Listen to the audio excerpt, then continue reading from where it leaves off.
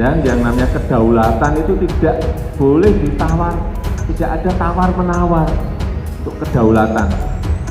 Wajah Pak Jokowi merah padam, usai China caplok wilayah RI, dalam petanya. Malam ini terjadi peristiwa yang sangat menggemparkan.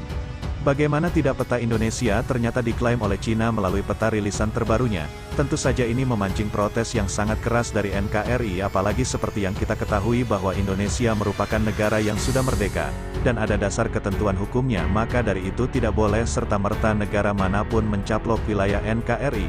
Maka dari itu pemerintah Indonesia melalui berbagai jajarannya, telah mengirimkan protes keras kepada delegasi Cina terkait hal ini. Menteri Luar Negeri Retno Marsudi akhirnya buka suara perihal kabar peta terbaru China, yang mencakup klaim bagian wilayah maritim zona eksklusif ekonomi Malaysia dekat Sabah dan Sarawak, Brunei, Filipina, Indonesia, dan Vietnam. Retno mengatakan posisi Indonesia konsisten berpatokan kepada Konvensi Hukum Laut Perserikatan Bangsa-Bangsa yang disahkan pada 1982.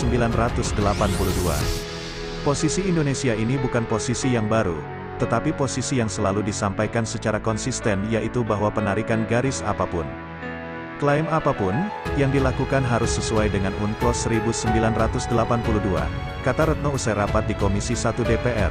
Retno menegaskan posisi Indonesia sesuai dengan UNCLOS 1982.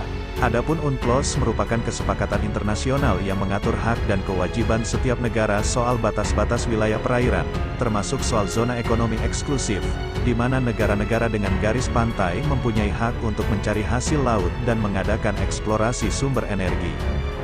Dalam UNCLOS 1982 disebutkan beberapa wilayah perairan yang dimiliki oleh setiap negara pantai, termasuk Indonesia. Wilayah perairan tersebut meliputi perairan pedalaman, laut teritorial, zona tambahan, zona ekonomi eksklusif ZEE, landas kontinen, dan laut lepas. Diketahui, India sudah melayangkan protes keras terkait peta yang dirilis pemerintah China. Sedalam peta yang dibuat oleh Kementerian Sumber Daya Alam China itu, negara bagian Arunachal Pradesh di timur laut dan dataran tinggi Aksai Chin yang disengketakan dengan India sebagai wilayah China.